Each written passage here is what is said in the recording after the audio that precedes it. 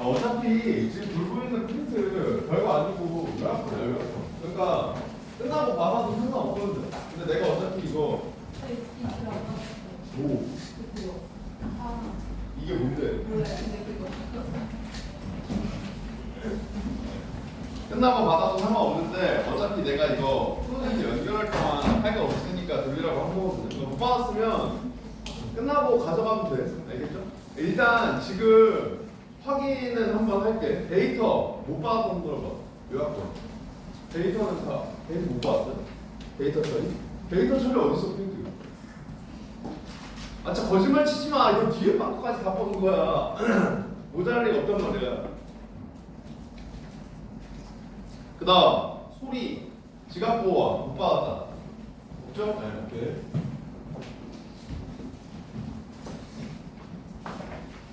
뭐 나눠줄 때마다 하는 얘기지만 참고용입니다. 알겠죠? 그러니까 제가 요약한 게 정답이라는 뜻이 아니라 너네들 나름대로 정리했을 거 아니야? 그래서 그 정리한 내용이랑 비교해보라는 의미에서 나왔던 거니까 그냥 이 새끼는 이렇게 요약했구나. 그 다음에 본인이 정리한 내용이랑 비교를 하면서 내가 요약한 게 더 낫다 싶은 걸 빨리 자기 걸로 만들어야 돼. 바꿔 얘기하면 요약본을 나눠주는 이유는 크게 두 가지라고 했죠.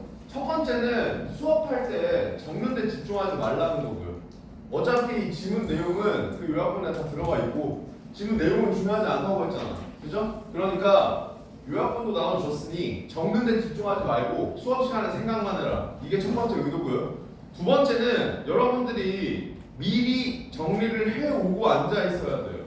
아시겠죠? 계속 이야기하지만 내가 이걸 모른다를 아는 상태로 앉아 있으라는 게 숙제를 내주는 의도예요. 알겠죠? 그래서 내가 못하는 부분을 들어가는 게 수업의 목적이어야 된단 말이에요. 그래서 요약도 마찬가지입니다. 여러분들 나름대로 정리를 해오고 정리한 내용이랑 비교했을 때 이렇게 정리하는 게 더 낫겠다 싶은 부분이 있으면 그 부분은 참고하고 다음번에 정리할 때 적용하려고 노력하고 이걸 반복하라는 의도에서 나눠주는 거니까 참고로만 보시면 되고 바로 데이터부터 들어가겠습니다. 저번 시간에 사실 앞부분을 좀 보다 말았는데 시간이 좀 지나기도 했고 그래서 처음부터 다시 볼 거고 방식은 똑같아요. 데이터는 일단 교재 기준으로는 74페이지에 있는 거 데이터는 문제랑 같이 지문을 좀 볼 겁니다. 얘는 그 다음에 뒤에 지각 보호하는 다시 우리가 원래 하던 대로 그냥 쭉 보고 그 다음에 문제 확인하고 뭐 이렇게 진행을 하겠습니다. 자 데이터부터 보겠습니다. 데이터를 처리할 때 데이터의 정확성은 매우 중요하다. 납득하기 어렵지 않죠? 우리가 과학기술 같은 경우에는 결국 수용해야 될 정보가 있고 이해해야 할 정보가 있다고 그랬죠. 그래서 수용해야 할 정보는 머릿속에 넣어놓으려면 결국 암기잖아요. 그러니까 이런 내용들은 정보를 그냥 지문에다가 분류를 해놓든 아니면 옆에 적든 그걸 여러분들 스스로 판단해서 빠르게 결정해야 되고요. 이 내용을 바탕으로 이해해야 되는 부분들은 다 이해하려고 노력해야 돼요. 그래서 과학기술은 이 두 개의 분리가 잘 돼야 됩니다. 그러니까 그냥 수용하면 되는 걸 이해하려고 붙잡고 있으면 시간 낭비고요. 이해해야 되는 걸 수용하고 있으면 정보량이 너무 많다 이 얘기가 나오는 거거든요. 그래서 너네들 나름대로 글을 읽어왔잖아. 그죠? 그러면 너네들이 읽어온 내용이랑 지금 내가 설명하는 내용이랑 비교하면서 다른 부분이 있다면 왜 다르게 생각했는지 그러면 앞으로 그 부분을 어떻게 올바르게 받아들일 것인지 이 부분에 항상 포인트를 두고 들으세요. 아시겠죠? 자, 그래서 데이터 정확성 매우 중요하다. 사실 이건 수용이야. 그죠? 왜냐면 여기서 던지고 있는 정보니까 수용이지만 납득이 어렵지 않죠. 이거는 그냥 정확성 중요하겠지. 그죠? 그런데 데이터에 결측치와 이상치가 포함되면 데이터의 특징을 제대로 나타내기 어렵대. 그럼 결국 여기서 1문단에서 두 줄짜리지만 1문단도 요약을 해보면 하려고 하는 얘기는 뭐예요? 데이터에서 정확성이 중요한데 반대로 얘기하면 뭐가 있으면 정확성이 떨어진다는 얘기예요. 그렇지. 결측치라는 애랑 그 다음에 이상치라는 애가 있으면 이 정확성이 떨어지니까 조심해야 돼. 이 이야기를 하고 있는 거잖아. 그러면 이 뒤에서 뭐 얘기하겠니? 얘네 얘기하겠죠? 이거 머릿속으로 일단 예상하고.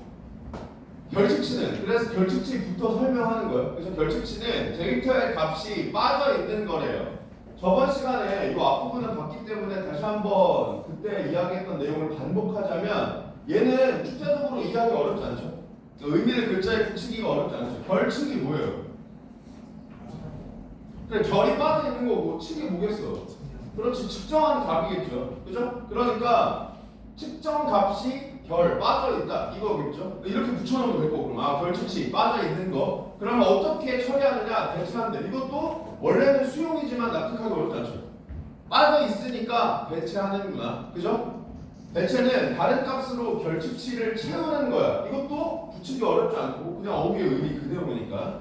대체하는 값으로는 평균, 중앙값, 최빈값을 많이 사용한대요. 그래서 중앙값은 데이터를 크기 순으로 정렬했을 때 중앙에 위치한 값이래. 그럼 얘도 마찬가지예요. 그러니까 여기 계속 개념을 던지고 있어요. 이 과학기술의 특징이라고 했잖아. 그래서 앞부분에서 개념 막 던져놓고 걔를 바탕으로 뒤에 거 뚫고 나가는 거. 근데 여기서 던지는 개념들이 다 축자적으로 이해하기 어렵지 않죠. 그러니까 너네들이 이 글을 읽으면서 뭘 느꼈으면 좋겠냐면 전개 방식은 다른 과학기술이랑 크게 다르지 않아요. 근데 이게 읽을만 하다고 느꼈으면 좋겠어요.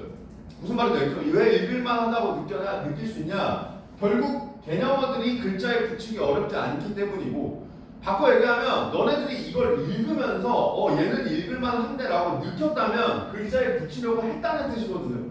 그러니까 사실 그게 이제 슬슬 우리 1학기 마무리되잖아. 오늘 1학기 마지막 아니야? 그죠? 마무리되는 입장이니까 이제 슬슬 체감이 됐으면 좋겠다. 그리고 이것도 하나 미리 공지할게요. 2학기로 넘어가도 당분간은 교재를 1학기 교재를 쓸 겁니다. 알겠죠? 왜냐하면 1학기 교재가 평가원 기준이거든요. 그러니까 사실 여기 있는 지문들이 다 퀄리티가 좋은 지문이야. 그래서 여기 있는 지문들 중에서 볼 거를 웬만큼 다 보고 그 다음에 2학기 교재로 넘어가든지 할 거예요. 아시겠죠? 그래서 버리지 마. 알겠지? 자, 중앙값은 크기 순으로 정렬했을 때 중앙에 위치한 값이야. 그러면 중앙에 위치한 값이니까 중앙값일 건데 우리가 기억해야 될 건 뭐야? 크기 순으로 정렬했을 때 중앙에 위치한 값이구나. 요거 기억하면 되겠죠. 크기가 같은 값이 복수일 경우에도 순위를 매겨 중앙값을 찾고 그 다음 데이터의 개수가 짝수이면 중앙에 있는 두 값의 평균이 중앙값이다. 자, 이거 다 수용이잖아.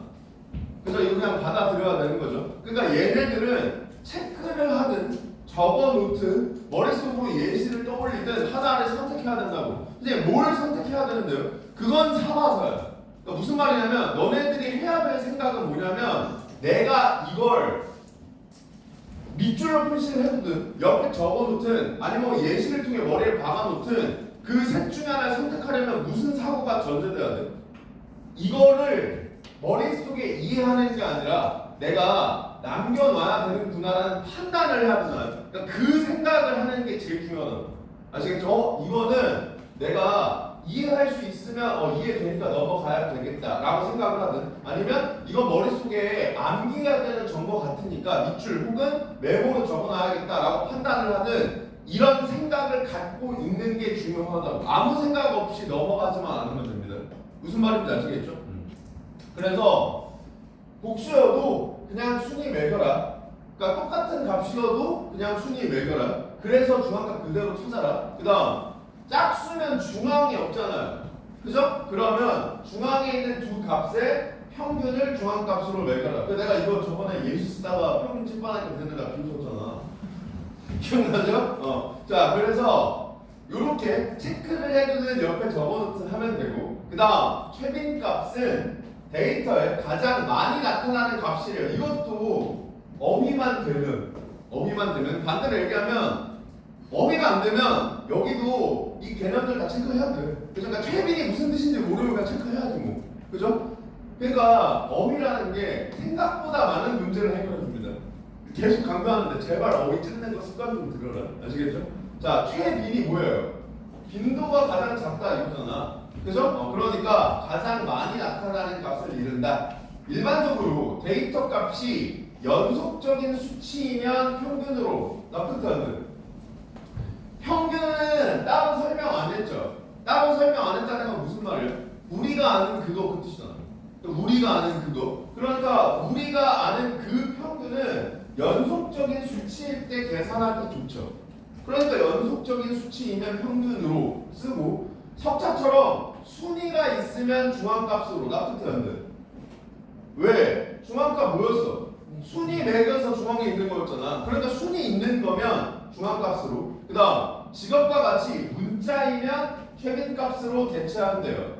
최빈값은 가장 자주 등장하는 거죠. 근데 만약에 문자면 평균을 낼 수도 없고 중앙, 순서, 순위를 매겨가지고 중앙에 있는 걸 찾기도 힘들잖아요. 그죠? 그러니까 가장 많이 나오는 걸로 대체하는구나 라고 납득하면 된다고 여기는.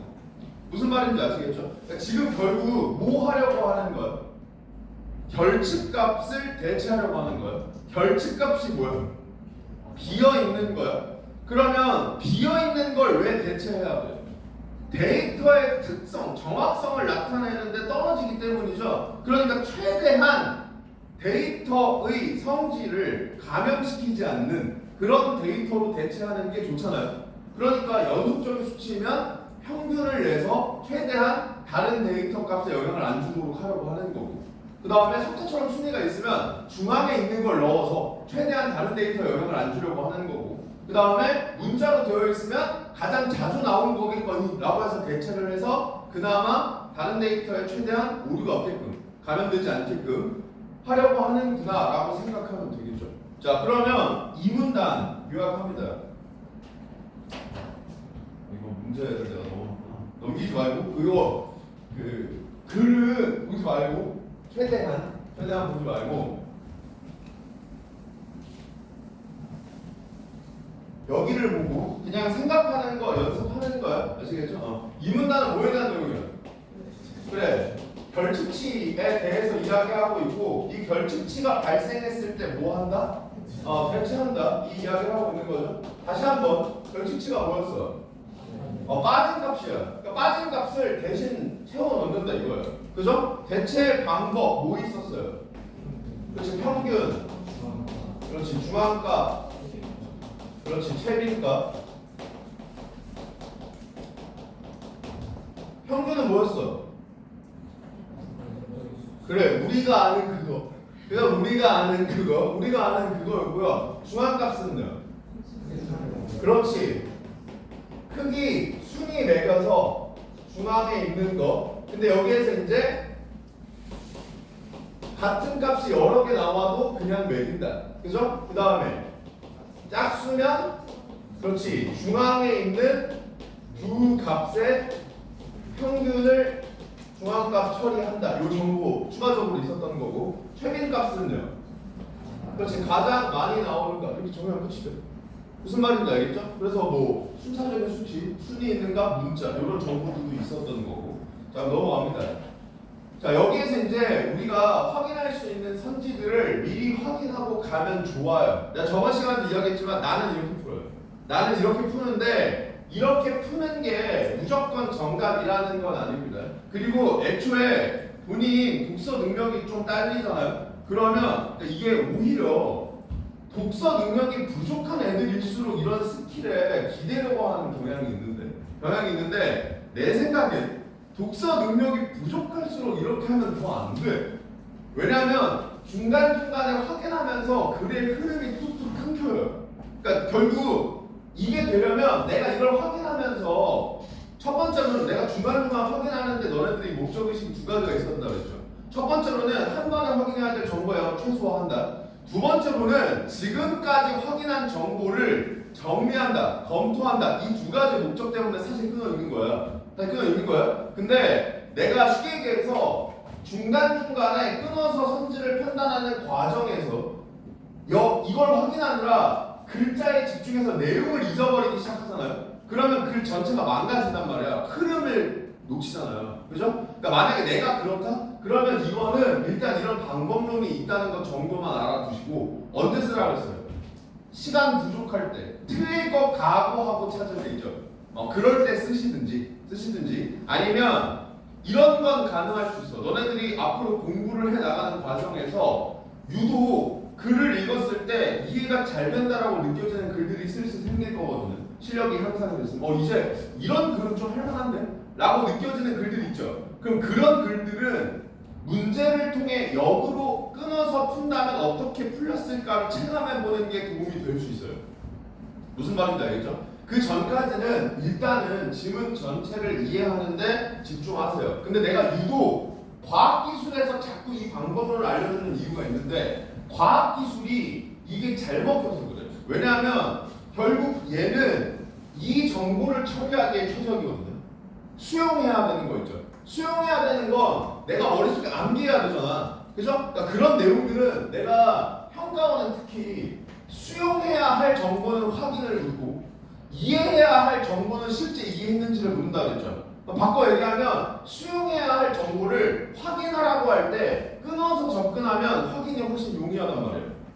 무슨 말인지 알겠죠? 그래서 과학기술에서는 사실 이 방법론이 특히 잘 먹히긴 해. 근데 과학기술이라고 하더라도 사실 이해하고 푸는 거 불가능한 거 아니다. 왜냐하면 수용해야 될 부분은 눈으로 확인하면 돼. 어차피 우리 읽을 때 어떻게 할 거야? 얘는 머릿속에 분류만 해놓을 거란 말이야. 여기에 무슨 정보 있다. 이렇게만 분류해 놓고 넘어갈 거란 말이야. 그러면 나중에 선지에서 물어봤을 때 이 정보가 어디에 있었다가 기억이 나면 가서 확인하는데 얼마 안 걸린단 말이야. 그래서 실제로 도파민 개같잖아요. 그죠? 결론부터 얘기하면 평가가 절대 그렇게 안 돼. 알겠죠? 그거 이따가 얘기할 건데 도파민 같은 지문은 내가 그냥 글 다 읽고 문제 풀 거예요. 그 정보 개 많잖아, 그죠? 근데 그래도 풀려. 사실 이해만 되면 이해할 것만 이해하면. 그래서 걔 가지고도 내가 이제 지문으로 풀는 걸 보여주긴 할 건데 중간중간에 한 번씩 내가 이렇게 문제를 통해 접근하는 걸 언급하는 이유는 이제 우리가 2학기에 접어들고 있기 때문이야.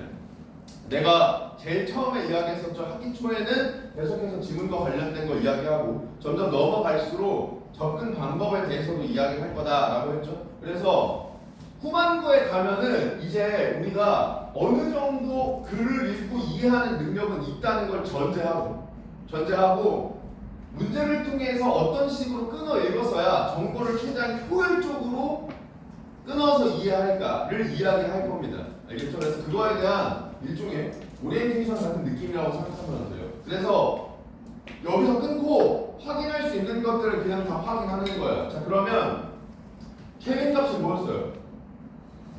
가장 자주 나오는 거죠? 그러니까 수치로 구성되지 않아도 최빈값 구할 수 있죠. 왜? 문자는 최빈값으로 대체한다고 했으니까. 무슨 말인지 아시겠죠? 그 다음 동일한 수치가 여러 개 있어도 중앙값으로 별수치를 대체할 수 있다. 이것도 예죠.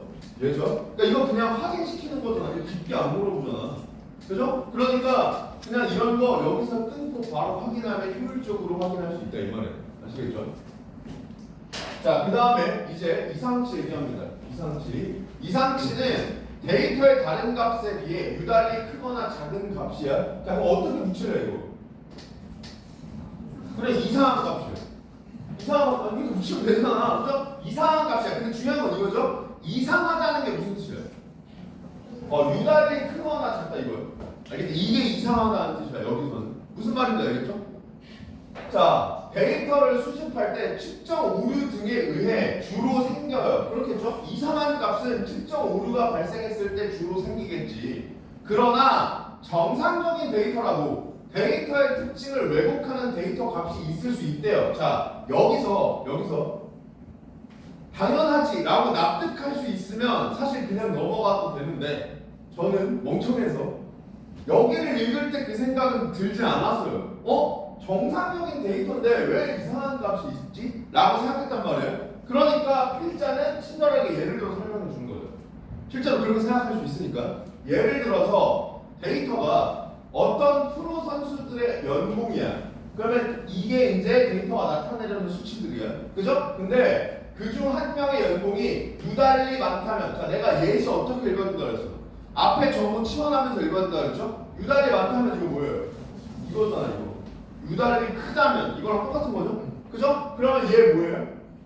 이상치잖아. 그죠? 그러니까 정상적으로 수집된 데이터야. 근데 한 그 선수의 연봉이 유달리 커요. 그러면 실제로 이상치가 포함된 데이터에 해당하는 거죠. 여기서 무슨 생각을 해야 돼? 이상치라는 게 진짜 이상한 게 아니야. 알겠죠? 유달리 크거나 작아서 이상해 보이는 거라고. 무슨 말인지 알겠지? 요즘에 이게 워낙 유명해서 사실 여러분들도 다 아는 것 같은데 그 예전에 실제로 그 통계 회사에서 미국에서 졸업자, 그러니까 학과를 기준으로 했을 때 어떤 학과를 전공한 사람들이 평균 연봉이 가장 높을까? 이거를 조사를 해봤더니 1위가 지리학과였다 그랬죠. 그러니까 우리가 일반적으로 생각했을 때는 뭐 경영이나 법이나 아니면 뭐 의대나 메디컬이나 이런 연봉이 가장 높을 거라고 생각하는데 지리학과가 가장 높아서 왜 그런지 찾아보니까 마이클 조던이 지리학과였던 거예요. 그죠? 그러니까 마이클 조던 한 명이 지리학과의 평균을 엄청나게 높여놓은 거죠. 그러니까 지리학과 졸업생들의 연봉이라는 데이터를 조사했을 때 마이클 조던의 연봉은 이상치였던 거죠. 무슨 말인지 아시겠죠? 이런 거라고. 그래서 여기에도 지금 그걸 묻고 있는 거잖아. 그죠? 그러니까 이런 데이터, 자 지식 표현을 환기해야죠. 이런 받는 게 뭐예요? 그것이 이상치가 포함된 데이터. 그죠? 이상치가 포함된 데이터의 특징을 하나의 수치로 나타내려고 한다면 이때는 대표값으로 평균보다는 중앙값을 주로 사용한다는 거예요. 그죠? 왜? 그럼 봐봐. 이미 여기에 뭐가 전제되어 있는 거야? 중앙값이 이상치의 영향을 덜 받는다 이 뜻이죠. 이상치가 포함된 데이터의 특징을 수치로 나타낼 때 평균보다 중앙값을 주로 사용한다는 것은 중앙값이 평균에 비해 이상치의 영향을 덜 받는다 이 뜻이잖아. 무슨 말인지 알겠죠? 아까 그 마이클 조던 그거 빼야 된다고요. 그리고 실제로 여러분들이 이제 나중에 사회에 나가면 그 연령대별 평균 연봉 이런 거 찾아본단 말이야. 그죠? 내가 얼마나 벌지? 이런 거 이제 궁금해가지고 찾아보는 거 있잖아요. 그럼 그때도 마찬가지야. 항상 그 막 경제 유튜버들이나 이런 사람들 나와서 보면은 평균 연봉 같은 거 이야기할 때 이걸 얘기하다가 그런데 이 평균 연봉이라는 건 슈퍼 고소득자들 있잖아요. 그런 사람들의 수치가 포함되어 있기 때문에 실질적으로는 중위소득을 봐야 됩니다. 이런 얘기 한단 말이에요. 실제로 중위소득을 봐야 된다 이런 얘기 한단 말이에요. 그런 것도 마찬가지죠. 그런 것도 이런 거랑 관련되어 있는 정보라는 걸 알 수가 있고요. 그러니까 여기서 얘 읽었고 그 다음에 나와 있는 정보 읽었으니까 확인할 수 있는 거 나 확인하고 다음으로 넘어간다 이겁니다. 요약은 사실 생략할게요. 왜냐면 이거 그냥 사실 이상치에 대한 내용인데 이거 글자에다 붙여놨죠. 그죠? 이상치가 뭐라고? 이상한 거야. 이상한 게 무슨 뜻인데요? 그렇지. 유달리 크거나 작은가 이게 이상치다. 그죠? 자 그래서 먼저 정상적으로 수집되었다면 이상치가 존재하지 않는다? 이게 그냥 답이죠. 적절하지 않죠. 그죠? 그 다음 데이터를 수집하는 과정에서 측정 오류가 발생한 값이라도 이상치가 아닐 수 있다. 이상치가 뭔데요? 유달리 크거나 작은 값이죠. 그러면 측정 오류가 발생했지만 유달리 크거나 작지 않으면 이상치가 아닐 수 있죠. 무슨 말인지 알겠죠? 그러니까 이것도 가능하다. 그럼 잘 봐라. 얘는 여기에 없죠. 그럼 뭘 묻는 거야? 이거 묻는 거죠. 왜 이거 묻는 거야? 개념이라고 한다고요. 무슨 말인지 알겠죠? 이상치의 개념을 이해했니를 묻는 거잖아 지금. 무슨 말인지 아시겠죠? 그 다음에 기억의 이유. 이것도 마찬가지죠. 사실 내가 추론적 독해는 그냥 기본적으로 주관식처럼 풀리는 게 베스트라고 했죠. 그러니까 이거를 아까 우리가 생각했잖아. 요 지식 표현이 받는 게 이상치가 포함된 데이터였고요.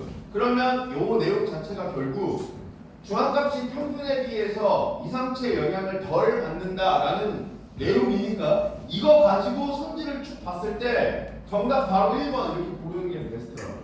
무슨 말인지 알겠죠? 이게 안 되면 당연히 2, 3, 4, 5를 수거법으로라도 풀어야 돼요. 수거법으로라도 풀어야 돼. 근데 기본적으로 당연히 바로 정답으로 고려되는 것보다 첫 번째로는 시간이 오래 걸리고요. 그러니까 효율성이 떨어지고요. 두 번째로는 까놓고 얘기하면 정확성도 떨어져요. 왜냐하면 답이 안 보이니까 선지를 통해 찾으려고 하는 건데 그러다 보면 어떤 일이 많이 발생해요? 선지에 설득당하는 일들이 많이 발생해요. 그죠? 그러면 그러니까 애초에 정답을 못 골랐다는 게 뭔 말이에요? 이해가 안 된다는 얘기잖아요. 이해가 안 되면 어떻게 해 너네들? 글자만 보잖아. 그죠? 그러니까 그런 의미에서 이제 요즘에 특히 평가원이 자주 파는 함정형 선지들 있잖아요. 그죠? 그런 선지에 넘어갈 위험이 높기 때문에 기본적으로 여러분들이 공부를 하실 때도 최대한 소거법이 아닌 그냥 이해를 통해 선지가 보일 때까지 그 지문을 보시는 걸 추천합니다. 알겠죠? 그러니까 내가 이걸 풀어왔는데 정답을 못 고르겠어. 안 보여. 그럼 그냥 다시 읽으라고. 무슨 말인지 소극적으로 풀려고 하지 말고 공부할 때는 선생님 다시 봤는데도 안 되는데요? 그럼 그냥 차라리 질문을 해요. 무슨 말인지 그게 훨씬 낫다. 자, 그래서 얘도 이렇게 보면 그리고 자 이제 다음 단어로 넘어갑니다. 평면상에 있는 점들의 위치를 나타내는 데이터에서도 이상치를 발견할 수 있는 자 정의된 개념이니까 계속 머릿속으로 일종의 지시표현이라고 생각하고 그냥 환기한다. 이상치 뭐였죠? 유달리 크거나 작은 값이었어요. 지금 나타내는 데이터는 뭐야? 점들의 위치야. 알겠죠? 평면상에 있는 점들의 위치 이게 나타내려는 데이터고요. 이걸 나타낼 때도 이상치가 있을 수 있다 이거야. 대부분의 점들이 가상의 직선 주위에 모여 있다면 이 직선은 데이터의 특징을 잘 나타낸다고 할 수 있대요. 납득되는. 자, 이건 납득해야 되지. 여기부터는 이해거든요. 왜냐면 앞에서 이 정보는 줬으니까. 자, 여기서 이야기하는 데이터가 뭐예요? 그렇지. 평면상에 있는 점들의 위치야. 평면상에 있는 점들의 위치가 직선 주위에 모여 있으면 그 직선은 평면상 점들의 위치의 특징을 잘 나타내는 거죠. 무슨 말인지 알겠죠? 그러니까 이 선후 관계가 이거다 이 말이야. 자, 여기에 점들이 이렇게 찍혀 있어요. 이렇게 찍혀 있어요. 그러면 이 점들의 위치가 데이터야. 그죠? 이 데이터의 특징을 나타낼 거예요. 근데 어떤 직선을 그었는데 이 직선 주변에 점들이 다 모여 있다는 것은 이 점들의 위치를 직선 E 잘 나타낸다는 뜻이죠. 무슨 말인지 알겠죠? 이 의미라고. 자, 이 직선을 직선 L이라고 하재요. 이건 수용이고요. 그죠? 얘 직선 L. 그런데 직선 L로부터 멀리 떨어진 위치에도 몇 개의 점이 있다. 이렇게 있을 수 있죠? 이렇게 있을 수 있잖아. 그죠? 그러면 얘네들이 이상치이다 이거예요. 무슨 말인지 알겠죠? 그러니까 원래 우리가 알고 있는 이상치는 유달리 크거나 작은 값인데 여기서는 평면상 위에 존재하는 점들의 위치가 데이터죠. 그럼 이때는 이 평면상들의 위치한 점들이 모여있다고 했을 때 모여있지 않은 다른 애들이 이상한 애라. 무슨 말인지 알겠죠? 이렇게 받아들이면 된다 이 말이야. 자, 넘어갑니다. 이거는 솔직히 그냥 검토예요. 알겠죠? 아까 답 나왔으니까 여기서 생각할게요. 자, 그래서 이상치를 포함하는 데이터에서 직선 L을 찾는다고 하재. 자, 이건 전제니까 그냥 받아들이고요. 그러면 이상치를 포함하는 데이터라는 건 아까 우리가 생각한 걸 기준으로 하면은 만약에 점들이 이렇게 모여 있는데 이런 점들이 이렇게 있다고 생각해 보자 이 얘기죠. 이때 사용할 수 있는 기법의 하나의 A 기법은 두 점을 무작위로 골라 정상치 집합으로 가정하고 이 두 점을 지나는 후보 직선을 그어서 나머지 점들과 후보 직선 사이의 거리를 구해요. 이 거리가 허용 범위 이내의 점들을 정상치 집합에 추가해요. 내가 지금 너네들이 시험장에서 읽는 속도로 읽는 거예요. 시험장에 이렇게 읽죠? 그러면 여기서 무슨 생각을 해야 되냐면 이런 생각을 해야 돼요. 이렇게 쭉 읽었죠? 남는 거 있어요? 지금 여기 과정 설명하죠? 이 과정이 너네 머릿속에 이해돼서 남아있는 거. 만약에 이해돼서 남아있잖아? 그럼 그때는 쭉쭉 읽어나가도 돼요. 아시겠죠? 근데 저는 멍청해서 기억이 안 날 것 같았어요. 여기서 이미 이거 날아갈 것 같은데 이 생각을 했단 말이에요. 무슨 말인지 지금 과정을 설명하는데 그냥 이렇게 읽으니까 머릿속에 안 남을 것 같았단 말이야. 그래서 나는 이때 뭘 했냐면 이런 애를 그냥 하나 그렸다고요. 이런 애를 그냥 옆으로 하나 그렸다고. 내가 제재 중에서 그림을 가장 많이 주는 유형이 과학기술이라고 했죠. 그리고 그거는 반대로 생각하면 무슨 뜻이라고 그랬어요? 과학기술은 그림이 있을 때 이해가 더 용이하다는 뜻이라고 했죠. 그러니까 필자가 그림을 주는 거잖아. 그죠? 그럼 역시 이걸 반대로 뒤집어 생각하면 그림이 없을 때 최대한 이미지화하는 게 이해에 도움이 될 수 있다고요. 그래서 나는 여기서 그 판단을 했다는 거예요. 그러니까 여기서 중요한 건 이거라고요. 아, 그림을 그려야 되는구나. 이게 아니라 여기서 멈출 수 있어야 된다고. 무슨 말인지 여기서 판단할 수 있어도 꼭 이 그림이 아니어도 돼. 아니어도 돼. 그냥 여기다 밑줄로 치고 넘어가도 돼. 그게 너네들이 이해하는 방법 중에 가장 좋다고 생각이 든다면, 아니면 옆에 메모를 해놔도 되겠죠. 과정이니까 메모를 하면서 이해해야겠다고 생각해도 돼. 중요한 건 내가 이거 날라가겠다라고 판단하지 못하면 이런 방법론을 알아도 아무 의미가 없다는 거예요. 무슨 말인지 그게 제일 중요한 게 뭐라고? 점검 습관이라고. 점검 습관. 내가 1학기 초반부터 계속 강조하는 거죠. 내가 이 문장 이해됐는지 안 됐는지 확인하면서 읽으라고. 아시겠죠? 자, 그래서 천천히 다시 여기서부터 다시 읽는 거야. 여기서 여기까지 읽었을 때 날아갈 수도 있겠다라고 생각했기 때문에, 자, 두 점을 무작위로 골라서 정상치 집합으로 가정해요. 예를 들어서 얘랑 얘 골랐다고 해봐요. 얘랑 얘를 골랐다고 해봐. 그리고 얘네들을 정상치 집합으로 가정해요. 자, 내가 아까 생각해보니까 여기를 그냥 글자로 읽은 거죠. 이게 안 나와 있었던 게 무슨 뜻이냐면 이거를 그냥 나도 모르게 글자로 읽고 있었던 거야. 그래서 생각을 해보는 거죠. 정상치 집합으로 가정한다는 게 무슨 뜻이에요? 여기서 말하는 정상치가 뭔데요? 이상치가 아닌 게 뭔데요? 자, 여기서는 유달리 크거나 작은 게 아니잖아. 이거 수치 아니잖아. 여기서 정상치가 뭔데요? 그렇지, 직선에 가깝다고 가정하는 거야. 무슨 말인지 알겠죠? 직선에 가깝다고 가정한다라는 뜻이구나. 이렇게 다시 읽었어요. 이 두 점을 지나는 후보 직선을 그어요. 그러니까 얘네를 지나는 직선을 이렇게 긋는 거죠. 그어요. 그 다음에 나머지 점들과 후보 직선 사이에 거리를 구한대. 그러니까 이런 애들 이렇게 거리 재는 거죠. 이렇게. 무슨 말인지 알겠죠? 그리고 이 거리가 허용 범위 이내인 점들을 정상치 집합에 추가한대. 그러면 나는 얘도 글자로 읽어서 아까 이게 무슨 뜻인지 생각하지 않았단 말이에요. 그죠? 허용 범위가 뭐겠어요? 허용하는 범위겠죠. 지금 허용 범위에 대한 설명 안 주죠. 허용 범위가 뭔지 안 주잖아. 그럼 무슨 말이에요? 문자 그대로 읽으라는 얘기예요. 그죠? 그러면 예를 들면 이런 거죠. 실제로 허용 범위는 미리 정하고 들어가겠죠. 예를 들어서 한 요 정도 거리가 예를 들어서 뭐 실제 좌표 평면에서 1이라고 생각을 해봅시다. 그냥 가정을 하는 거야. 내가 허용 범위 1이다 그러면 요 범위 안에 있는 점들을 정상치 집합에 추가하는 거죠. 그러면 예를 들어서 지금 이 그림이라면 정상치에 몇 개가 되는 거예요? 하나, 둘, 셋, 넷. 이것도 그냥 들어갔다고 칠게. 5개가 되는 거예요. 무슨 말인지 알겠죠? 정상치 집합에 추가해. 그 다음에 정상치 집합의 점의 개수가 미리 정해둔 기준, 즉 문턱값. 자, 문턱값이 미리 정해둔 기준이야. 그럼 역시 글자에 붙여요. 문턱값 뭐예요? 글자에 붙여. 문턱이 되는 값이에요.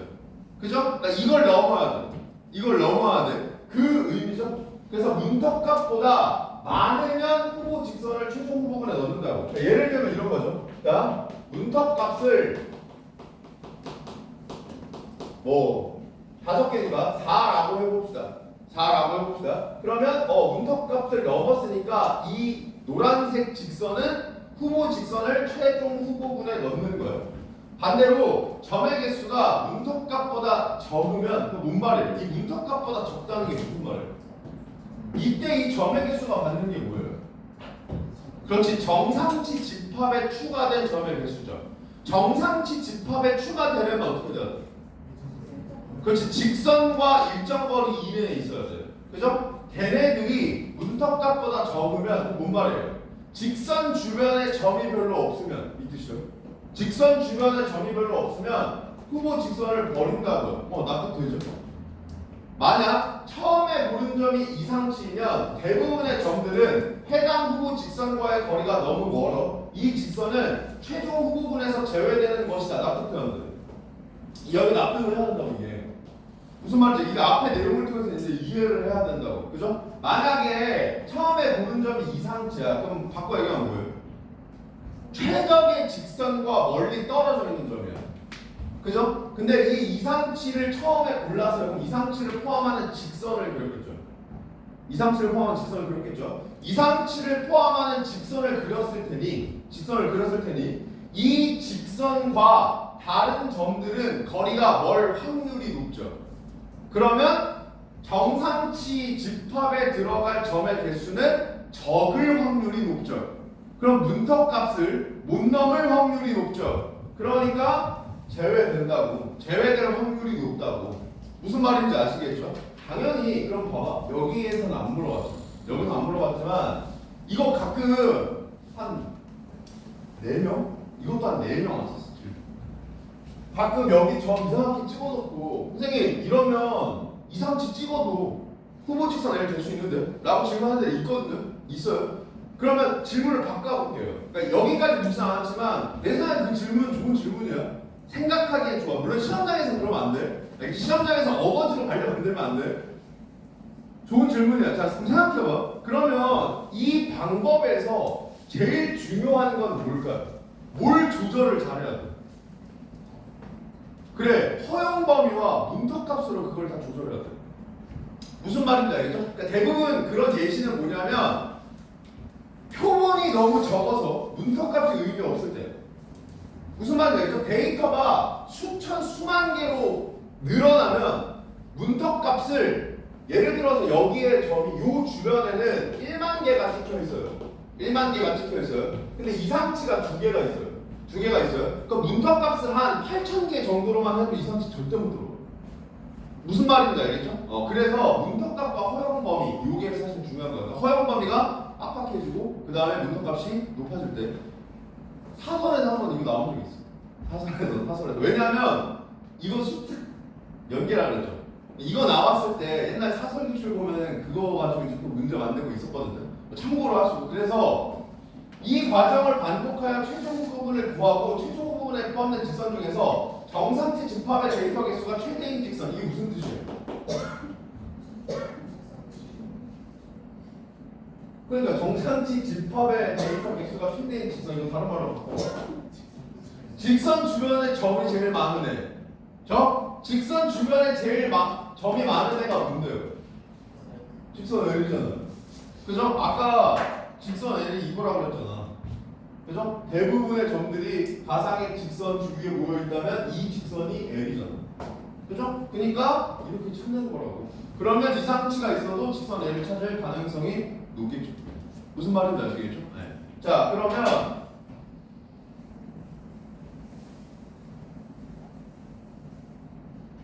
여기에서 이제 그 3번 문제에 보기 있죠, 보기.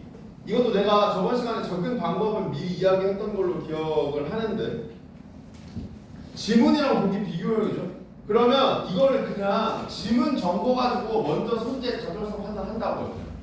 무슨 말인지 알겠죠? 일단 그냥 A기법 가지고 제낄 수 있는 건 다 제낀다 이 말이에요. 무슨 말인지 알겠죠? 자, 그럼 봐봐. A기법. 최적의 직선을 찾기 위해 최대한 많은 점을 지나는 후보 직선을 가져온다 맞았어요? 아니죠. 후보 직선 어떻게 가정했어요? 그렇지. 무작위에 2점 찍어서. 무작위에 2점 찍어서 직선 그었죠. 그러니까 최대한 많은 점을 지나는 후보 직선을 가져가는 거 틀립니다. 그죠? 그 다음 A법은 이상치를 제외하고 후보 직선을 가져간다. 맞아요. 틀리죠. 이상치 포함할 수 있죠.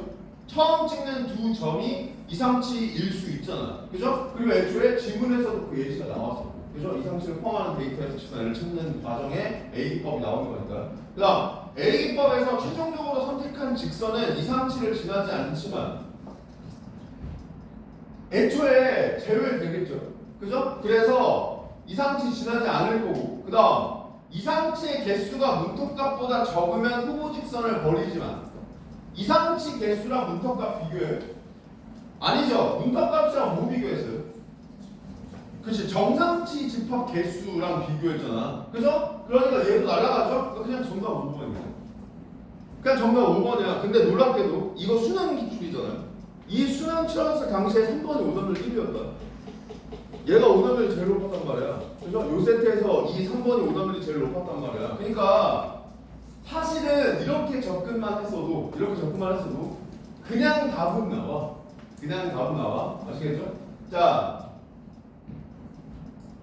이거는 그냥 검토하는 거예요. 검토. 정답은 그냥 5번일 건데 A법에서 후보 직선의 정상치 집합에는 이상치가 포함될 수 있고 정상치 집합에 이상치 포함될 수 있어 없어?